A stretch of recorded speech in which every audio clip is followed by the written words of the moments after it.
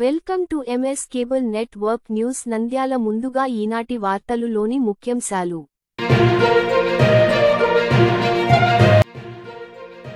ఇరువురి జీవితాల్లో వెలుగును ప్రసాదించిన రెంటాల లక్ష్మీనారాయణ.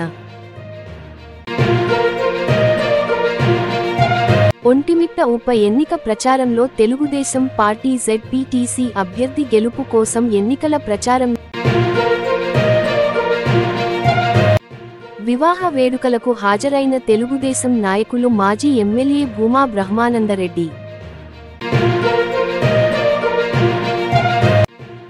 స్మార్ట్ మీటర్ల బిగింపును వ్యతిరేకిస్తూ మీడియా సమావేశం.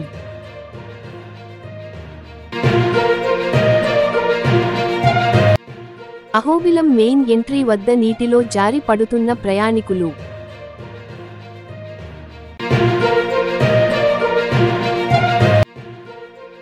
బేతంచెర్ల మద్దిలేటి నరసింహస్వామి ఆలయంలో చూసిన కనులదే భాగ్యం వరలక్ష్మీ వ్రతం. శ్రీకృష్ణ దేవాలయం నందు కృష్ణాష్టమ్యుత్సవాల్లో భగవద్గీత శ్లోక పఠన, భగవద్గీత ప్రశ్నావళి పోటీలు.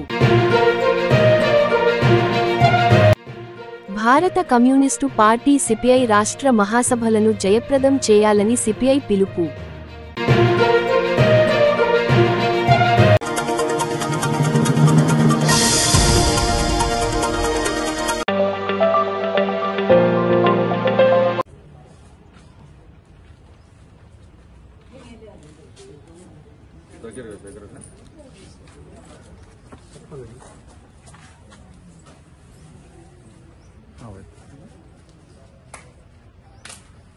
ఈరోజు నంద్యాల వాస్తవ్యులు కాత్యాయని మెడికల్ మారుతి గారి తండ్రి గారైన రెంటాల లక్ష్మీనారాయణ గారు స్వర్గస్థులయ్యారు.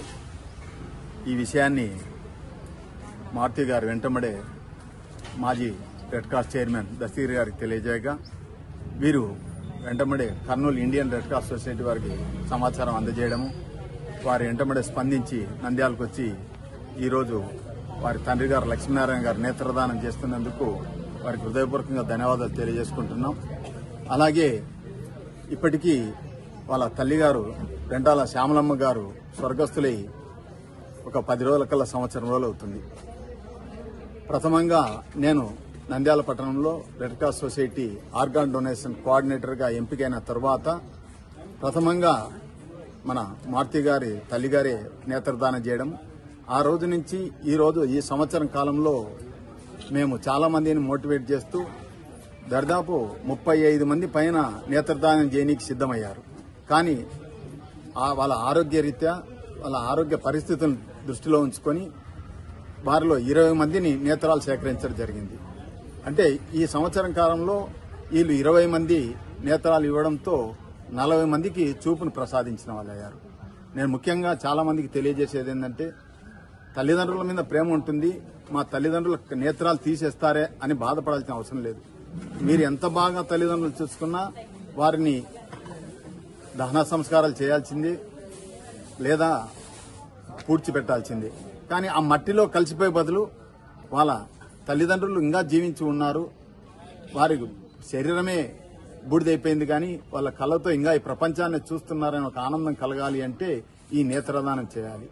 ఎప్పుడో పాత సినిమాలో మంచి మనుషుల సినిమాలో అప్పుడే చెప్పారు, ఏమని, కనులు లేవని నీవు కలత చెలవద్దు, నా కనులు నీవిగా చేసుకొని చూడు అన్నట్లుగా ఇప్పుడు మారుతి గారు చేస్తున్న కార్యక్రమం కూడా అభినందించదగ్గ విషయం. ఇప్పుడు చూడండి, సంవత్సర కాలంలో వాళ్ళ తండ్రి గారు స్వర్గస్థులు కావడము, వాళ్ళ తల్లి గారు స్వర్గస్థులు కావడము, వాళ్ళిద్దరు నేత్రదానం చేయడం, ఇలా ఒక గ్రామంలో బేదంచెర్ల దగ్గర విలేజ్ లో అక్కడ ఉన్న వాళ్ళందరూ కూడా ఆ ఊరల్లా తీర్మానం చేసుకున్నారు, మరణించిన ప్రతి ఒక్కరు కూడా నేత్రదానం చేయాలని. చిన్న గ్రామంలో సుమారుగా ఇప్పటికీ కొన్ని 100 మంది నేత్రదానం చేశారు. అందుకోసం దయచేసి నంద్యాల పట్టణమే కాదు, చుట్టుపక్కల వాళ్ళు కూడా వీళ్ళని ఆదర్శంగా తీసుకొని, లక్ష్మీనారాయణ గారిని శ్యామలమ్మ గారిని ఆదర్శంగా తీసుకొని, వాళ్ళ పిల్లలు ఇలా చనిపోయిన వెంటబడే మా నెంబర్కు ఫోన్ చేసినా లేదా రెడ్ క్రాస్ సొసైటీకి ఫోన్ చేసినా కానీ ఆ కళ్ళు దుర్వినియోగం కాకుండా ఇద్దరికి చూపును ప్రసాదించేదానికి అవకాశం కల్పిస్తారని చెప్పి వీరికి మరొకసారి లక్ష్మీనారాయణ గారికి వారి కుటుంబానికి భగవంతుడు చల్లగా చూడాలని, లక్ష్మీనారాయణ గారికి స్వర్గప్రాప్తి కలగాలని చెప్పి కోరుకుంటూ సెలవు తీసుకుంటాం. అందరూ కట్ చేసి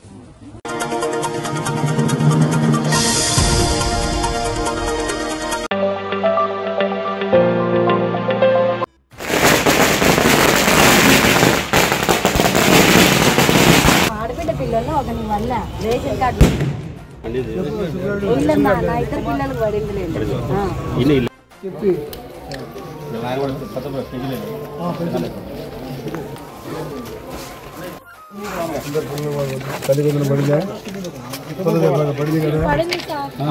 సంతోషం కదా, బాగా 30% ఫ్రీ. ఎక్కడికి పోవాలంటే అక్కడికి వెళ్ళొచ్చమ్మా. సైకిల్ గుర్తుకి జడ్పీటీ సెలక్షన్ వచ్చాయి. పొరపాటు చేశారంటే వాళ్ళకి దుబారు చెప్పండి, డబ్బులు పోతాయి. పొరపాటు పిల్లలు నోట్ కార్డు చేయాలి. బాగా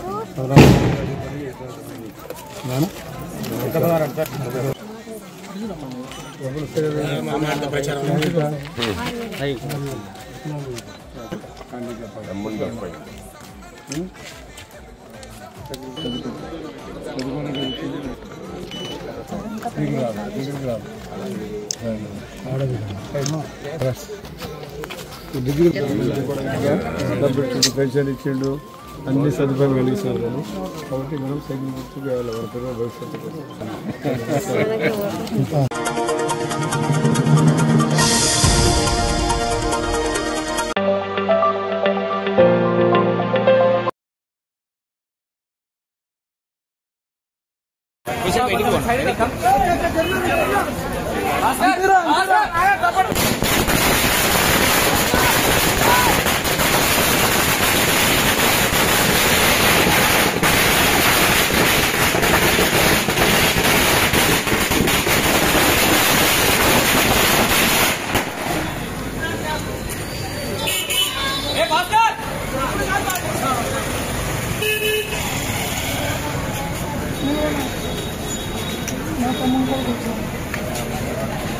अरे भाई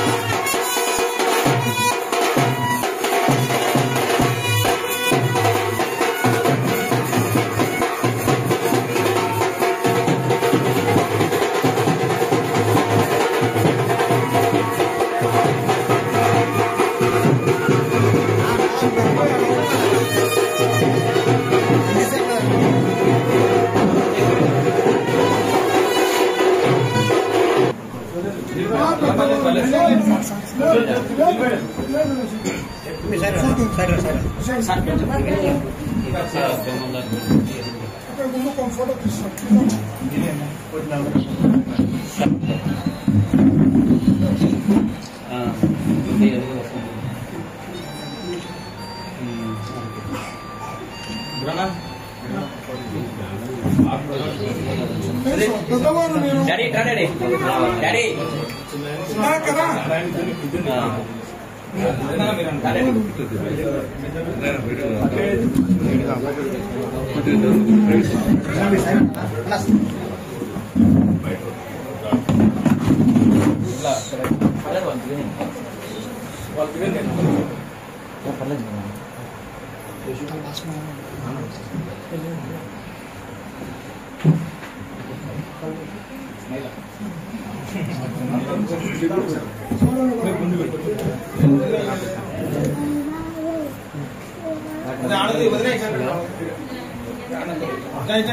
ఉండే ఒక్క నిమిషం రానా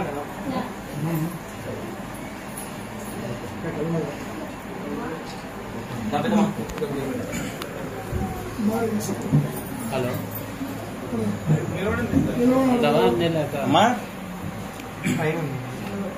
ఎదురొచ్చిన వాళ్ళు చూసిందే నేను చూసింది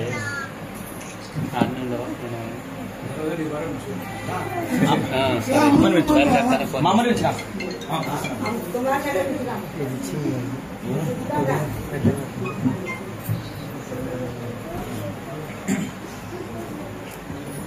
రమ్మని ఫాస్ట్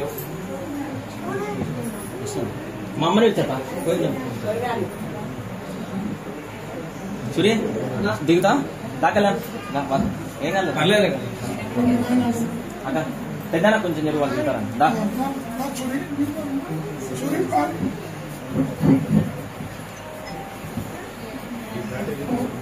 వస్తుందా ఫోటో దాడే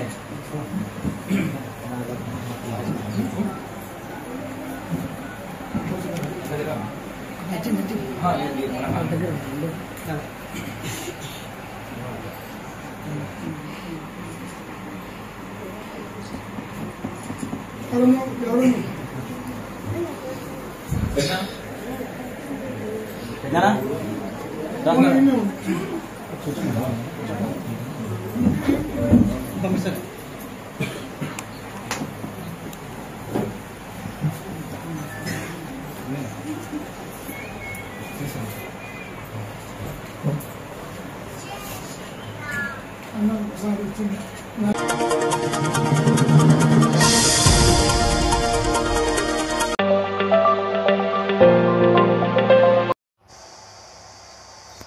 మీడియా మిత్రులకు నమస్కారం.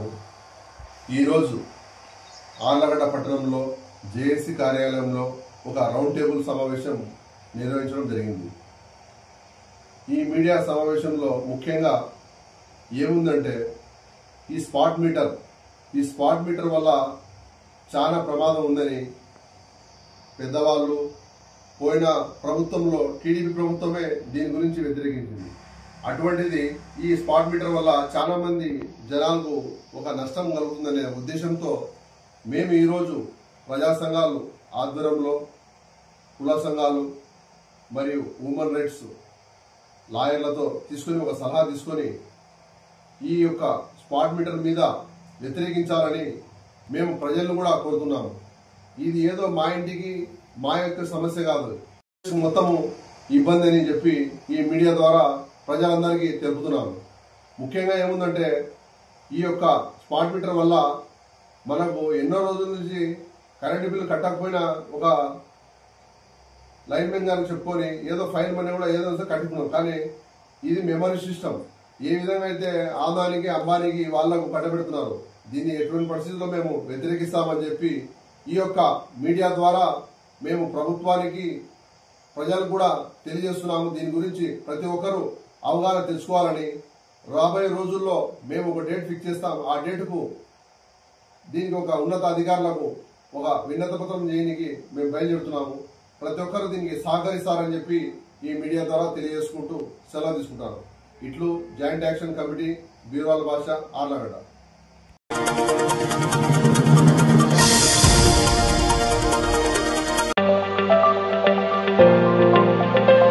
అహోబిలం మెయిన్ రోడ్ ఎంట్రీ వద్ద ఉన్న నీటిలో జారిపడి పలువురికి గాయాలు. గత కొన్ని రోజుల నుండి పైప్ లీకేజ్ ఉండడంతో నీరు రోడ్డుపైకి వచ్చి రోడ్డంతా నీటిమయంగా పాచిపట్టడంతో రోజు ఎవరో ఒకరు ప్రయాణికులు కింద పడి గాయాల పాలవుతున్నారని గ్రామస్తులు ఆవేదన వ్యక్తం చేస్తున్నారు. మున్సిపల్ అధికారులు స్పందించి పైప్ లైన్ నుంచి నీరు వృధా పోకుండా సమస్యను పరిష్కరించి ప్రమాదాల నివారణకు చర్యలు తీసుకోవాలని గ్రామస్తులు కోరుతున్నారు.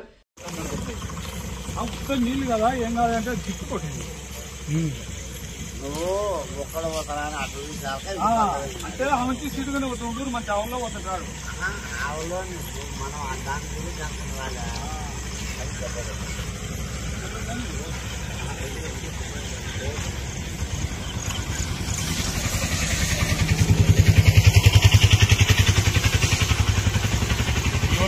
కంటికెళ్ళి కనుకుంటున్నా.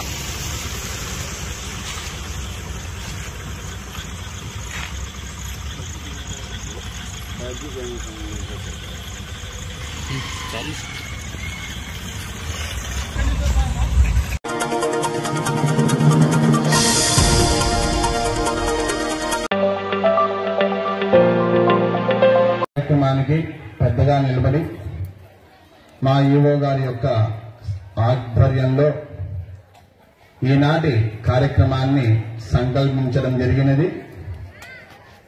ఇందుకు కావాల్సినటువంటి పరిపూర్ణ ఏర్పాట్లు, కావాల్సినటువంటి సంభారాలు, వస్తువులు ఏవైతే ఉన్నాయో ఇవన్నీ కూడా దేవస్థాన సిబ్బంది సంపూర్ణ సహాయ సహకారాల చేత ఈ యొక్క కార్యక్రమం ముందుకు కొనసాగుతూ ఉన్నది. మరి ఇంత పెద్దగా తలపెట్టినటువంటి ఈ యొక్క కార్యక్రమానికి మనం పెట్టవలసినది ఒకే ఒక్కటే, అదేంటంటే మనస్సు.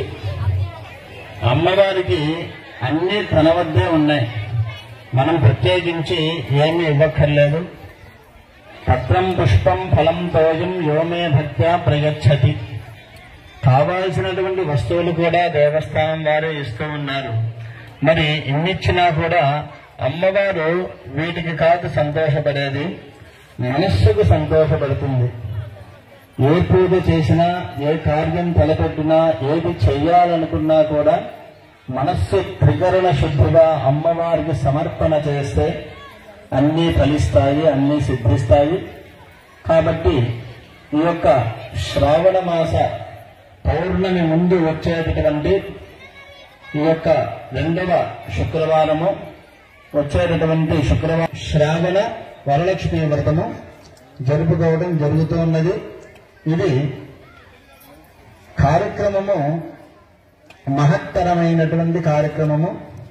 ఈ కార్యక్రమానికి మనకు కావాల్సినటువంటి భగవంతుడు అన్ని విధాలుగా ఏర్పాటు చేసి ముందుకు నడిపిస్తూనే మహత్తరమైనటువంటి వరలక్ష్మి వ్రతానికి శుభప్రదమైనటువంటి శుచి అయినటువంటి కార్యక్రమాన్ని మనము ముందుకు నడిపించుకుంటూ ఉన్నాము. ఈరోజు అదీ కాకుండా దేవస్థానానికి వేరే ఉభయదాతలు శుక్రవారము అందున శ్రావణ మాసం పురస్కరించుకొని స్వర్ణ కవచాలంకరణ సమర్పణ చేసి ఉన్నారు. ఎంత విశిష్టమో చూడండి. ఇవన్నీ మనము అనుకుంటే అవుతాయా? కాదు. అమ్మవారు సంకల్పం చేసింది. మా ఈవో గారు వచ్చి సరిగ్గా గట్టిగా సంవత్సరమైంది అంతే. అమ్మవారి చిరునవ్వు చూడాలనుకున్నారు, అమ్మవారి యొక్క మందహాసం అట్లా నవ్వేది చూడాలి అనుకున్నారు. వెంటనే ఆయన సంకల్పం చేశారు. అమ్మవారికి బంగారు చీర వచ్చేసింది. ఇదంతా ఎందుకు ఇట్లా జరుగుతున్నాయంటే చేసేటటువంటి కార్యాచరణ నేను ఏదైతే చెప్తూ ఉన్నానో త్రికరణ శుద్ధిగా చేయాలని ఆ భావనతో మా ఈవో గారు పరిపూర్ణంగా అమ్మవారి పైన బాధ్యత వేసి చేశారు. అట్లాగనే స్వామివారికి కూడా బంగారు కవచాన్ని కూడా ఏర్పాటు చేశారు. ఈ విధంగా మనము సేవించడానికి, అమ్మవారిని పూజ చేయడానికి కావాల్సిన వాటిని కూడా స్వామి అమ్మవార్లు ఆ యొక్క బాధ్యతంతా మా యోగో గారి యొక్క భుజస్కంధాల పైన పెట్టి అవన్నీ కూడా వారి ద్వారా చేపిస్తూ ఉన్నారు. కాబట్టి ఈ రోజు మనము చేసుకునేటటువంటి మహత్తరమైనటువంటి వరలక్ష్మి వ్రతాన్ని కూడా భక్తి శ్రద్ధగా మనము చేసుకొని తద్వారా వచ్చేటటువంటి పుణ్యాన్ని మనకే కాకుండా ఇక్కడ రావాలి అనుకుని మధ్యలో ఆగిపోయేవంగా ఉంటాము. క్షేమంగా ఉంటే లోకం క్షేమంగా ఉండదు. మనం ఎవరిమో కాదు, మనమే లోకము. లోకం వేరు కాదు, మనం వేరు కాదు. లోకంలో మనం కూడా ఒక భాగం కాబట్టి మనతో పాటు అందరూ బాగుండాలి అనేటటువంటి సత్సంకల్పాన్ని మనస్సులో సంకల్పం చేసుకొని ఈ యొక్క కార్యక్రమాన్ని మనము మొదలు పెడదాం. శ్రీమాత్రే నమః.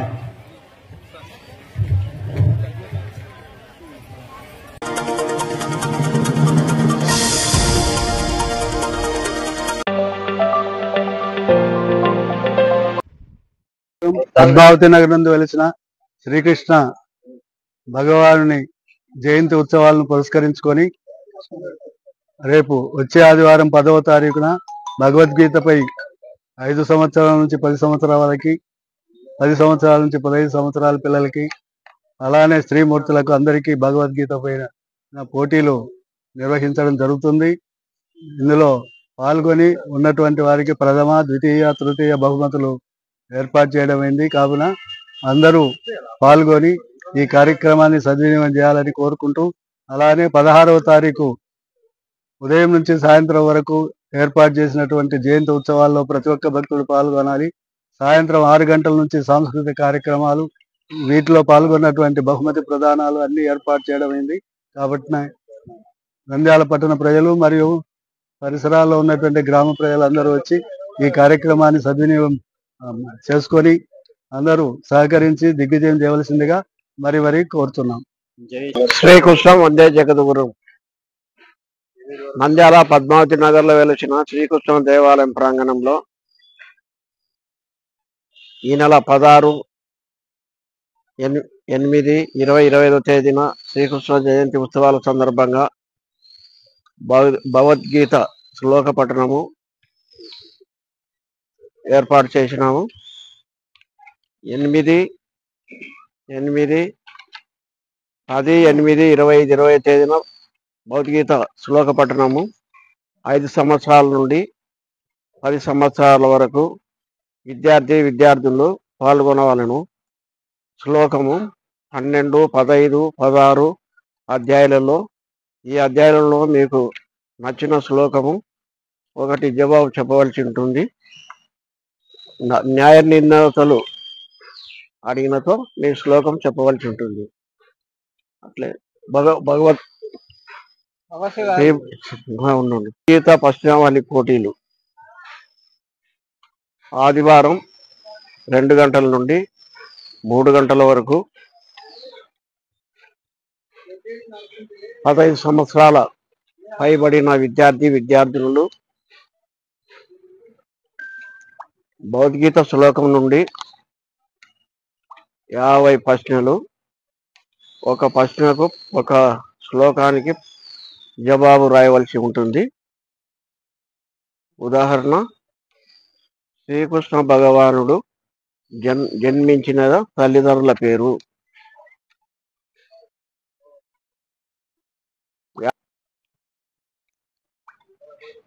అది 20/20 తేదీన 4 గంటల నుండి 5 గంటల వరకు వ్యాసరచన పోటీలు ఉండును. 13 సంవత్సరాల నుండి 45 సంవత్సరాల మహిళలు మాత్రమే పాల్గొనలేను. వేదిక పద్మావతి నగర్ శ్రీకృష్ణ దేవాలయం. పాల్గొన్నవారు ప్రథమ, తృతీయ బహుమతులు శ్రీకృష్ణ దేవాలయంలో 16వ తారీఖు 8/20/25 తేదీన సాయంత్రం 6 గంటలకు బహుమతులు ఇవ్వబడును. నమో భగవతి వాసుదేవాయ. జై శ్రీకృష్ణ.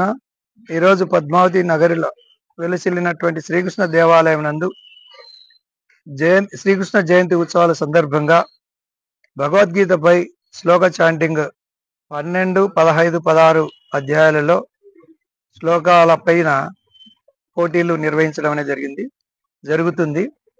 ఈ సందర్భంగా 5 సంవత్సరాల నుండి 10 సంవత్సరాల వయసు కలిగినటువంటి విద్యార్థులకు శ్లోక చాంటింగ్స్ లో పోటీలు అనేది నిర్వహిస్తున్నాం. అదేవిధంగా మధ్యాహ్నం 2 గంటల నుంచి 3 గంటల వరకు భగవద్గీత పైన ప్రశ్నావళి కార్యక్రమం అనేది ఉంటుంది. ఈ భగవద్గీతలో ముఖ్యంగా 15 సంవత్సరాలు పైబడినటువంటి వారికి అందరికి కూడా ఈ యొక్క కార్యక్రమంలో పాల్పంచుకోవచ్చు. ముఖ్యంగా శ్రీకృష్ణుని యొక్క జన్మస్థానము, తర్వాత భగవద్గీతలో ఎన్ని అధ్యాయాలు ఉన్నాయి అన్న ఆ విధంగా ప్రశ్నావళి అనేది ఉంటుంది. తప్పకుండా ప్రతి ఒక్కరు పాల్గొనవలసిందిగా కోరుతున్నాము. అంతేకాకుండా సర్వ మానవాళి అభివృద్ధికి, వివిధ సమస్యల పరిష్కారానికి భగవద్గీత ఒక పరిష్కారము చూపిస్తుంది అన్న అంశం పైన ఎస్ఏ కాంపిటీషన్ ఏర్పాటు చేయడం అనేది, వ్యాస రచన పోటీలను పెట్టడం అనేది. ఈ సందర్భంగా కేవలం ఈ యొక్క వ్యాస రచన పోటీలు మహిళలకు మాత్రమే ఏర్పాటు చేయడం అనేది. మహిళలు 15 సంవత్సరాలు పైబడిన ప్రతి ఒక్కరు కూడా పాలు పంచుకోవచ్చు. ఈ కార్యక్రమాన్ని ప్రతి ఒక్కరు కూడా కార్యక్రమానికి చేసి ఈ కార్యక్రమాన్ని జయప్రదం చేస్తూ, అదేవిధంగా 16వ తారీఖున ఇదే ప్రిన్సెస్ శ్రీకృష్ణ మందిరము పద్మావతి నగర్లో ఇదే ప్రిన్సెస్ లో ఏర్పాటు చేయబడినటువంటి శ్రీకృష్ణ జయంతి ఉత్సవాలను ప్రతి ఒక్క భక్తుడు కార్యక్రమాల్లో పాలు పంచుకొని విజయాన్ని చేకూర్చవలసిందిగా ప్రతి ఒక్క భక్తుడిని కోరడం అనేది. జై హింద్.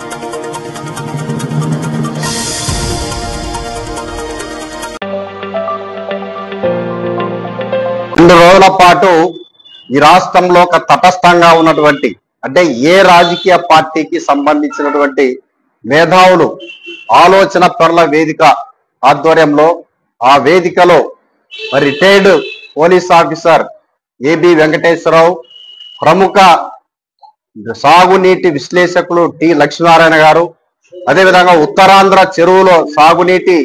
చెరువు సంఘాలకు సంబంధించినటువంటి అధ్యక్షుడు కృష్ణమనాయుడు, అదేవిధంగా కోస్తా ప్రాంతానికి సంబంధించినటువంటి మరి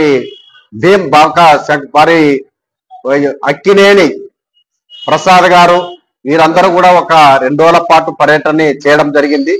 మరి దీని పర్యటన చేయడానికి ప్రధానమైనటువంటి ఉద్దేశం ఏమంటే, తెలంగాణలో బీఆర్ఎస్ అధినేత కేసీఆర్ గారు రాయలసీమ ప్రజలంతా కూడా దొంగలు, వీరు ప్రతి ఏటా కూడా పోతిరెడ్డిపాడు ఎడ్రెక్టేటర్ల నుంచి, అదేవిధంగా ఎత్తిపోతల పథకాల నుంచి 1,00,000 క్యూసెక్కులు వీరు ప్రతి సంవత్సరము డ్రా చేస్తున్నటువంటి ఆరోపణ చేశారు. మరి దీన్ని బలపరిచి ఆ రాష్ట్రంలో తెలుగుదేశం, అక్కడ ఉన్నటువంటి కాంగ్రెస్ పార్టీకి సంబంధించిన రేవంత్ రెడ్డి గారు కూడా ఆయన కూడా దీన్ని ఎండార్జ్ చేస్తూ ఆయన పవర్ ప్లాంటేషన్ ఇవ్వడం జరిగింది. మరి ఈ అంశాలు జరిగిన తర్వాత ఇది నిజంగా రాయలసీమలో అంత నీళ్లు డ్రా చేస్తా ఉన్నారని చెప్పేసి క్షేత్రస్థాయిలో పరిశీలన చేయడానికి మరి 2 రోజుల పాటు 3 రోజుల పాటు పర్యటన చేశారు. మరి వెలుగొండ ప్రాజెక్టు, అదేవిధంగా ముచ్చుమర్రి, పోతిరెడ్డిపాడు ఎడ్రెగ్యులేటర్, బనకచర్ల క్రాస్ రెగ్యులేటర్, అదేవిధంగా హంద్రినివా మల్యాల నుంచి ఎత్తిపోతల పథకాన్ని, అదేవిధంగా సుంకేసుల గుండె, అదేవిధంగా గోరుకల్లు రిజర్వాయర్, వీటన్నిటిని కూడా పరిశీలన చేశారు. ఆ పరిశీలనతో పాటు మేము కూడా భారత కమ్యూనిస్ట్ పార్టీ ఆ బృందంతో పార్టీ తరఫున మరి నేను, మరి సిపిఐ జిల్లా కార్యదర్శి రంగనాయుడు, బాబా ఫక్రుద్దీన్, మరి మేమంతా కూడా 2 రోజుల పాటు పరిశీలనలో పాల్గొన్నాం. మరి ఈ సందర్భంగా వారు పరిశీలించినటువంటి అంశాలు ఏమంటే, 1,00,000 క్యూసెక్కులు ఏనాడు కూడా మరి డ్రా కాలేదు. పోతిరెడ్డిపాడు ఎడ్రెగ్యులేటర్ యొక్క కెపాసిటీ కేవలం 44,000 క్యూసెక్కులు మాత్రమే ఉంది. అయితే ఏ సంవత్సరం కూడా 20 నుంచి 25,000 క్యూసెక్కులు ఏనాడు కూడా రిలీజ్ కాలేదు. అదేవిధంగా మల్యాల ఎత్తిపోతల పథకానికి సంబంధించి కూడా 6-7 మొత్తానికి మించి ఏనాడు కూడా ఇది కాలేదు, డ్రా చేయలేదు. ముచ్చుమరిలో కనీసం 1 టీఎంసీకి సంబంధించినటువంటి నీళ్లు మాత్రమే డ్రా అవుతా ఉన్నాయి. కానీ తుంగభద్ర ఎత్తిపోతల పథకాల నుంచి కూడా వాడేటువంటి కృష్ణా బ్యాక్ వాటర్ అంతా కూడా మరి వచ్చేటువంటి నీటిని సక్రమంగా ఇక్కడ ఉన్నటువంటి పంపిణీ వ్యవస్థ సక్రమంగా డిస్ట్రిబ్యూటర్స్ అవసరమైనటువంటి పిల్ల కాలువలు ఇవన్నీ కూడా సాగునీటి కాలువలు లేనటువంటి ఫలితంగా మరి కుందు నదిలో వృధాగా సముద్రం పాలవుతున్నటువంటి అంశాన్ని కూడా వారు స్వయంగా పరిశీలన చేయడం జరిగింది. మరి ఇది ఈ సందర్భంగా ఇది వాస్తవం కాదు, రాయలసీమ ప్రజల దొంగలు కాదు, రాయలసీమలో కేటాయించినటువంటి నీటిని కూడా సక్రమంగా వినియోగించలేనటువంటి పరిస్థితుల్లో ఈ రాష్ట్రంలో తెలుగుదేశం ప్రభుత్వం గాని గతంలో ఉన్నటువంటి జగన్మోహన్ ప్రభుత్వం కూడా ఈ రెండు ప్రభుత్వాలు ఘోరంగా వైఫల్యం చెందడం జరిగింది. వారు ఆ రకంగా రాయలసీమకు వ్యతిరేకంగా వారు మాట్లాడుతున్నప్పటికీ ముఖ్యమంత్రి చంద్రబాబు నాయుడు గాని ఈ రాష్ట్రంలో ప్రతిపక్ష నాయకుడు వైఎస్ జగన్మోహన్ రెడ్డి గారు పల్లెత్తు మాట కూడా ఖండించకుండా పోవడం అనేది చాలా దారుణమైనటువంటి విషయం. ఈ అంశాల పైన వాస్తవ పరిస్థితుల పైన ప్రభుత్వానికి వారందరూ కూడా మరి నివేదికని ఇవ్వడానికి వారందరూ కూడా పూనుకుంటా ఉన్నారు. ఈ సందర్భంగా క్షేత్రస్థాయిలో భారత కమ్యూనిస్ట్ పార్టీ తరఫున ఆ బృందంతో 3 రోజుల పాటు మేము పరిశీలన చేసిన తర్వాత రానున్నటువంటి కాలంలో మనకు కేటాయించినటువంటి నీటిని సక్రమంగా వినియోగించడానికి ఇక్కడ నిర్మాణంలో ఉన్నటువంటి ప్రాజెక్టులన్నీ కూడా పూర్తి చేయడానికి మరి తప్పనిసరిగా నిర్దేశించినటువంటి ఆయకట్టుకు నీరు అందించడానికి భారత కమ్యూనిస్ట్ పార్టీ రానున్నటువంటి కాలంలో భవిష్యత్తులో పోరాటాలు నిర్వహిస్తుంది. ఈ అంశాలన్నిటి కూడా రేపు జరగబోయే సిపిఐ రాష్ట్ర మహాసభలో కూడా మేమంతా కూడా రాష్ట్ర మహాసభ దృష్టికి నాయకత్వం దృష్టికి తీసుకొని పోవడం జరుగుతుందని చెప్పేసి తెలియజేస్తా ఉన్నాం. మరి ఇప్పటికైనా తరతరాలుగా మనము ఇప్పటికీ కూడా మనకు కేటాయించిన నీటిని వాడుకోలేనటువంటి పరిస్థితుల్లో ఈ ప్రభుత్వాలు చేస్తున్నటువంటి అసమర్థమైనటువంటి పరిపాలనకి వ్యతిరేకంగా సిపిఐ ఉద్యమిస్తుందని చెప్పేసి సందర్భంగా హెచ్చరిస్తా ఉన్నాం. కమ్యూనిస్ట్ పార్టీ సిపిఐ 25వ రాష్ట్ర మహాసభలు ఆగస్టు 23 నుంచి 25 వరకు ఒంగోలు పట్టణంలో జరగబోతా ఉన్నాయి. ఈ మహాసభల్లోనే ఒక రాజకీయమైన పరమైనటువంటి రేపు రాబోయే కాలంలో భవిష్యత్తు పోరాటాలకి వేదిక కానున్నాయి. ఆ మహాసభలో కూడా మన నంద్యాల జిల్లా నుంచి కూడా అధిక సంఖ్యలో పాల్గొనడానికి ఈ మహాసభ కూడా జరగబోతా ఉంది. ఈ మహాసభల్లోనే అనేక రైతాంగ సమస్యలు ప్రజా సమస్యలను కూడా చర్చించబోతా ఉన్నాం. ఈరోజు ఖచ్చితంగా ప్రభుత్వం ఏవైతే ప్రకటించిందో ఆ ప్రభుత్వ పథకాలను కూడా అమలు చేయాలని చెప్పేసి ఈ మహాసభలో చర్చించబోతాను. అదేవిధంగా మన జిల్లాలో ప్రధానంగా ఈరోజు రైతాంగం పూర్తిగా ఇబ్బందులు పడతా ఉంది యూరియా కొరత వల్ల. యూరియాని కొరత చేయడంలో ఈరోజు పూర్తిగా అధికారులు వైఫల్యం చెందారు.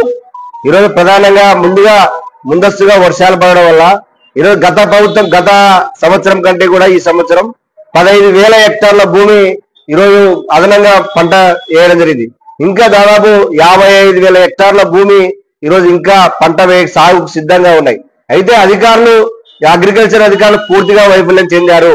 వాళ్ళని అప్రమత్తత చేయడంలో ఉన్నటువంటి మంత్రులు 2 మంత్రులు కూడా ఫెయిల్ అయ్యారు. గతంలో ఇప్పుడున్నటువంటి ఎన్ఎండి ఫరూక్ ఇదే యూరియా మీద అనేకమైన పోరాటాలు చేసి కేసులు కూడా పెట్టాడు. వాళ్ళ ప్రభుత్వం లేనప్పుడు ఒక విధంగా మాట్లాడుతున్నారు. వాళ్ళ ప్రభుత్వం వచ్చిన తర్వాత వాళ్ళు చేసేటువంటి పోరాటాల ఫలితంగానే ఈరోజు యూరియా రైతాంగానికి ఎంత అవసరం ఉంది ఏం కదా అనేటువంటి పూర్తిగా పర్టికులర్ ముందుగానే చేయాల్సింది అలసట వహించారు. కాబట్టి ఈరోజు రైతులు స్వచ్ఛందంగా రోడ్ల మీదకి వచ్చి ఆందోళన చేస్తా ఉన్నారు. దీనిపైన ఖచ్చితంగా ఎవరైతే దీనికి బాధ్యత వహించారో యూరియా కృత్రిమ కొరతకి సృష్టించి యూరియా ప్రైవేటు భాగస్వాములతో ఈరోజు వ్యాపారాలు చేసుకున్న వాళ్ళకి యూరియా ఈరోజు 10,000 మెట్రిక్ టన్నుల యూరియా నంద్యాలకి అవసరం అని చెప్పేసి బీసీ జనార్దన్ రెడ్డి ఈరోజు ప్రకటిస్తా ఉన్నాడు. ముందస్తుగా మీరు ఎందుకు చర్యలు తీసుకోలేదు? ఈరోజు ప్రభుత్వం మీదే కదా, సంవత్సరం కంటే ముందే వచ్చింది ప్రభుత్వం. ఈ గత సంవత్సరంలో ఈ సంవత్సరం ఎంత పంటకు యూరియా అవసరం ఉందని చెప్పేసి ముందు అంచనాలు మీ అధికారుల దగ్గర ఉంటాయి కదా. కాబట్టి అధికారుల మీద చర్యలు తీసుకుంటే ఈరోజు ఖచ్చితంగా వాళ్ళ మీద సస్పెండ్ చేస్తే ఇంకోసారి యూరియా కృత్రిమ కొరత సృష్టించడానికి వీలుండదు. కాబట్టి తక్షణమే ప్రభుత్వమే ఎక్కడికక్కడ మార్కెట్ యార్డ్స్ లో పెట్టి యూరియా సరఫరా చేసే దానికోసం రైతులకి తక్షణమే అందుబాటులో ఉండే విధంగా చర్యలు చేపట్టాలని సిపిఐగా మేము డిమాండ్ చేస్తా ఉన్నాం. ఈరోజు అలాంటి లేని పక్షంలో పెద్ద ఎత్తున కూడా ఉద్యమాలకు సిద్ధమవుతామని చెప్పేసి రైతాంగానికి ఇలాంటి కృత్రిమ కొరత సృష్టించేటువంటి అధికారులకి రైతులకు మద్దతుగా సిపిఐ కూడా ఉంటుందని చెప్పి తెలియజేస్తా ఉన్నాం. అదేవిధంగా ఇంకొక ప్రధానమైన సమస్య, ఈరోజు ఈ జిల్లాలో మా ఎస్పీగా పనిచేసినటువంటి ఇప్పుడు విశ్రాంత అధికారి ఆ రోజు వైఎస్ఆర్ కాంగ్రెస్ పార్టీ గవర్నమెంట్ లో ఇష్టానుసారంగా ఈరోజు అక్రమాలకు నిలయాలకు ఇదే నంద్యాల కేంద్రంగా ఉన్న రఘువీరారెడ్డి మీద ఈరోజు ఇద్దరు ఐజీని అదేవిధంగా ఒక డీజీపీని ఎంక్వైరీ అధికారిగా చేరింది. మేము అప్పుడు కూడా ఆరోపించడం జరిగింది, ఈ జిల్లాలో ఎస్పీనే అక్రమాలకు పాల్పడుతున్నాడు. ఆ రోజుల్లో ఉన్నటువంటి దాంట్లో ఈరోజు అక్రమ రేషన్ బియ్యం కానివ్వండి, లేదంటే జరిగేటువంటి ఎన్నికల్లో జరిగేటువంటి అవకతవకల మీద కూడా ఆ రోజు మేము సిబిఐగా ప్రశ్నించండి. స్వయంగా ఎస్పీని వేదిక చేసుకుని త్రిపుల్ అనేటువంటి ముగ్గురు వ్యక్తులు ఈ నంద్యాల కేంద్రంగా పెద్ద ఎత్తున అవినీతికి పాల్పన్నారు. వాళ్ళపైన విచారణ జరిపించాలని చెప్పేసి ఆ రోజు మేము సిబిఐ కూడా ఆరోపణ చేసింది. అది వాస్తవమే కాబట్టి ఈరోజు 2024 ఎన్నికల్లో జరిగినటువంటి అవకతవకల మీద ఈరోజు ప్రభుత్వం ఆ విచారణ అధికారిగా దీనిపై నిష్పక్షపాతంగా ఈరోజు గతంలో ఎస్పీ చేసినటువంటి అవినీతి ఆరోపణ నిష్పక్షపాతంగా విచారణ జరిపించి ఇంకొక పోలీస్ అధికారులు ఎవరు కూడా ఏ పార్టీ అధికారంలో ఉంటే ఆ పార్టీకి తొత్తులుగా వ్యవహరించకుండా నిష్పక్షపాతంగా ప్రజలకు అందుబాటులో ఉండి ప్రజలకు మేలైనటువంటి పరిపాలన అందించాలా. ఈరోజు ఎంత దుర్మార్గం, కేవలం ఒక పార్టీ ఏ ఎమ్మెల్యే చెప్తే చట్టాలు కానీ వాళ్ళకి రాజ్యాంగం కానీ ఏమాత్రం లేకుండా పోలీసులు కేవలం ఏకపక్షంగా అధికార పార్టీకి ఏకపక్షంగా వ్యవహరిస్తా ఉన్నారు. అందుకు నిదర్శనమే గతంలో విశ్రాంతి మన ఎస్పీగా పనిచేసిన రఘువీరారెడ్డి మీద విచారణ. కాబట్టి పోలీసులు కూడా అర్థం చేసుకొని నిష్పక్షపాతంగా ప్రజలకు ఉన్నటువంటి చట్టాలని ఒకే వైపు చూడకుండా సమానంగా చూడాల్సినటువంటి బాధ్యత పోలీసు అధికారుల మీద అని చెప్పి సిబిఐగా తెలియజేస్తారు.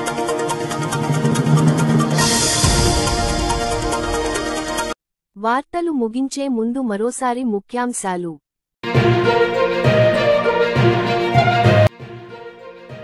ఇరువురి జీవితాల్లో వెలుగును ప్రసాదించిన రెంటాల లక్ష్మీనారాయణ. ఒంటిమిట్ట ఉప ఎన్నిక ప్రచారంలో తెలుగుదేశం పార్టీ జెడ్పీటీసీ అభ్యర్థి గెలుపు కోసం ఎన్నికల ప్రచారం. వివాహ వేడుకలకు హాజరైన తెలుగుదేశం నాయకులు మాజీ ఎమ్మెల్యే భూమా బ్రహ్మానందరెడ్డి. స్మార్ట్ మీటర్ల బిగింపును వ్యతిరేకిస్తూ మీడియా సమావేశం.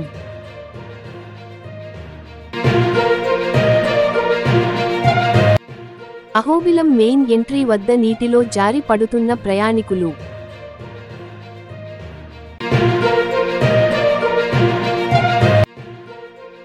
బేతంచెర్ల మద్దిలేటి నరసింహస్వామి ఆలయంలో చూసిన కనులదే భాగ్యం వరలక్ష్మీ వ్రతం. శ్రీకృష్ణ దేవాలయం నందు కృష్ణాష్టమ్యుత్సవాల్లో భగవద్గీత శ్లోక పఠన, భగవద్గీత ప్రశ్నావళి పోటీలు. భారత కమ్యూనిస్టు పార్టీ సిపిఐ రాష్ట్ర మహాసభలను జయప్రదం చేయాలని సిపిఐ పిలుపు.